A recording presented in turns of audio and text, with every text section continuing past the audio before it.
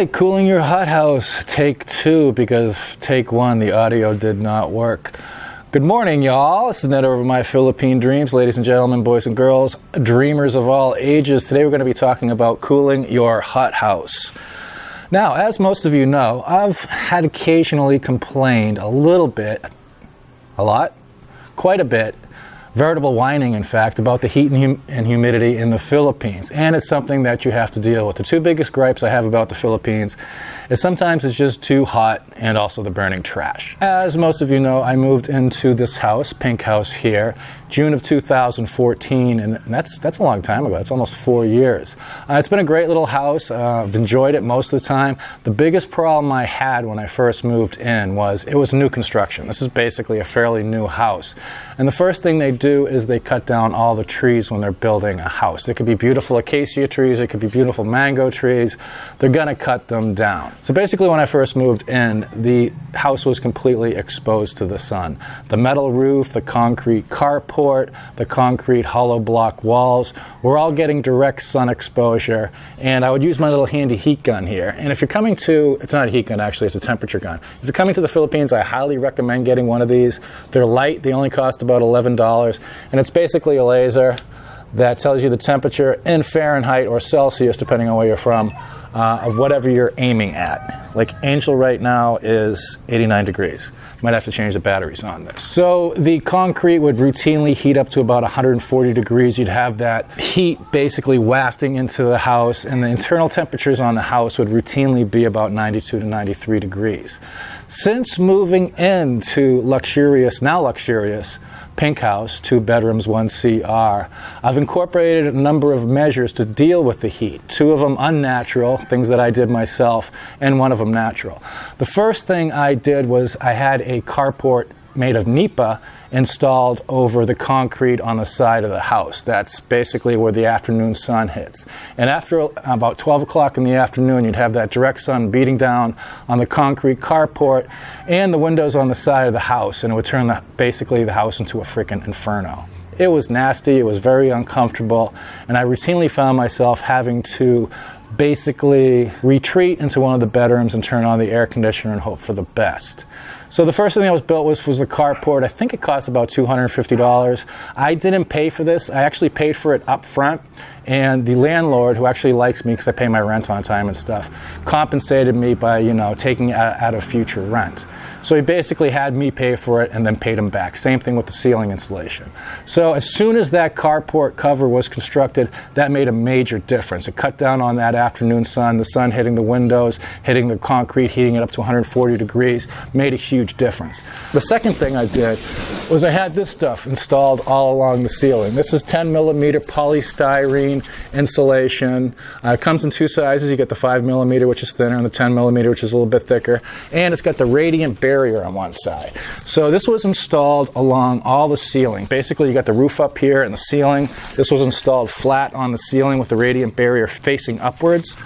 And the radiant barrier helps with thermal conduction. You know, basically the heat coming down, the thermal radiation coming down from the roof would reflect back, so you wouldn't have to deal with that.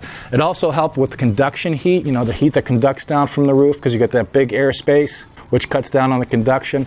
And it even cut down on the convection a little bit because of the 10mm polystyrene.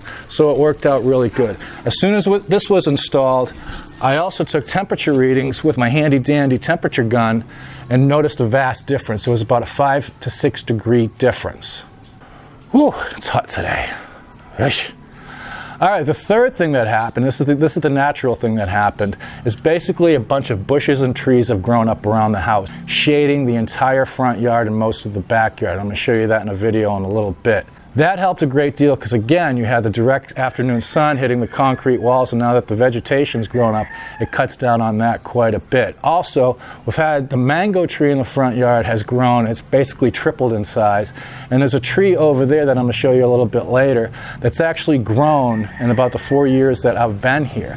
It was basically, I was looking back at old video footage, and it didn't exist when I first moved in. Literally, you can see it in the video against that wall. There was like a couple of little bushes, but there was no tree. This tree is about 20 to 30 feet tall now, and it basically shades the whole front yard. So that helped quite a bit.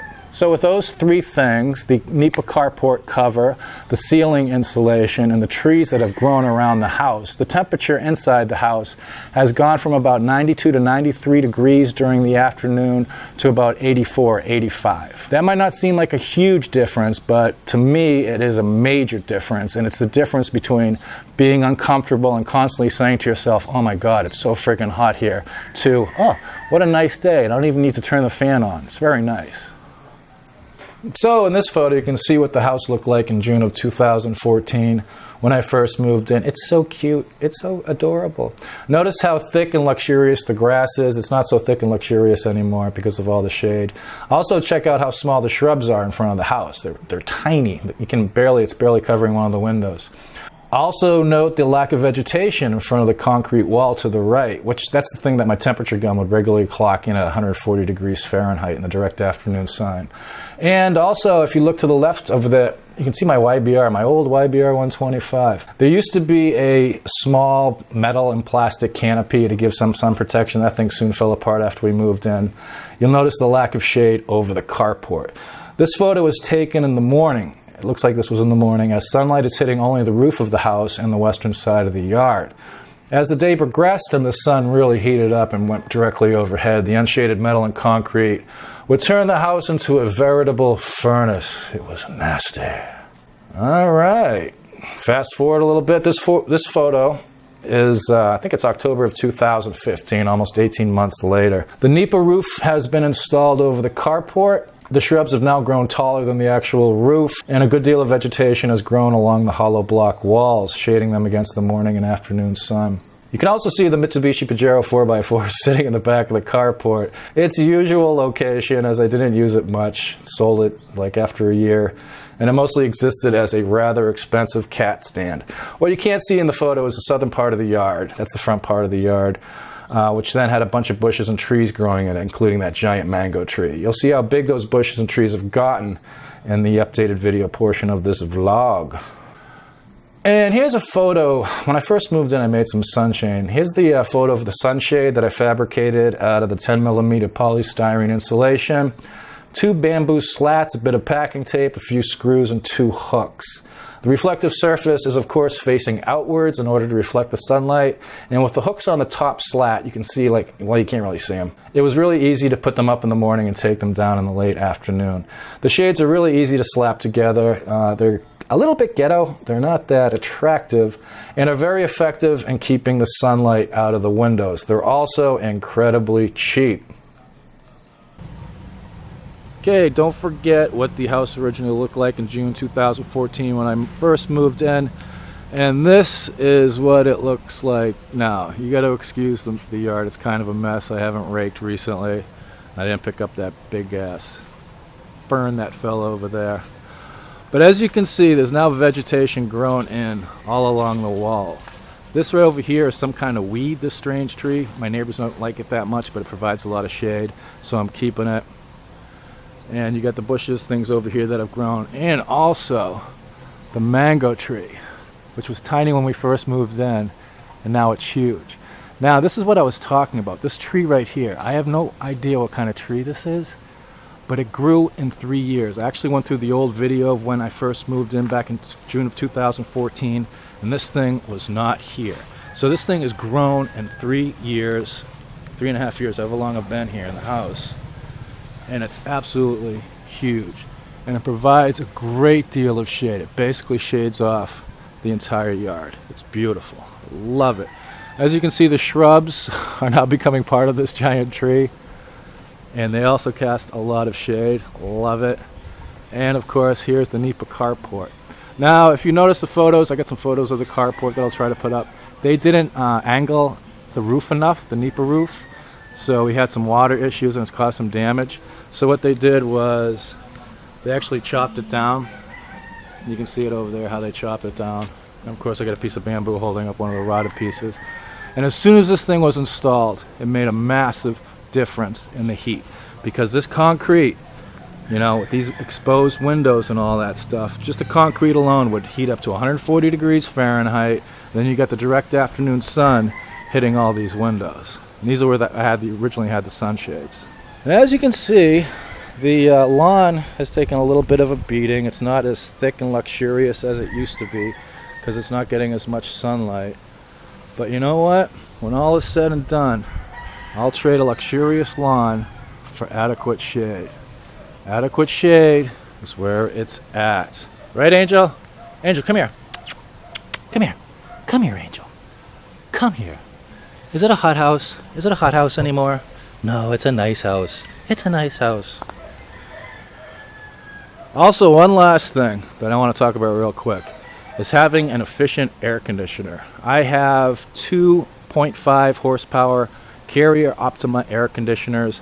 The EER rating on them is quite good. I run them for about 10 hours a day. And as you know, as I track my electricity is about $42 to $47 a month, using about 10 hours of AC a day. So that works out pretty good. If you're moving into a place and it's got old crappy air conditioners and you're planning on staying there for a while, it might behoove you to take out those old crappy air conditioners, buy some new ones, some nice Carrier Optimas or something like that, an inverter if you can, and then recoup the cost of it through lower energy costs and more efficient cooling. So to wrap things up again, those three things made a big difference. The Nipa carport cover, the ceiling insulation, and the trees growing around the house. What are your experiences with heat, sunlight, and humidity in the Philippines? Leave your experiences down in the comments section. Be sure to like, dislike, subscribe, share, do all that fun stuff. And until next time, keep dreaming and stay cool. This is Ned over My Philippine Dreams. Take care.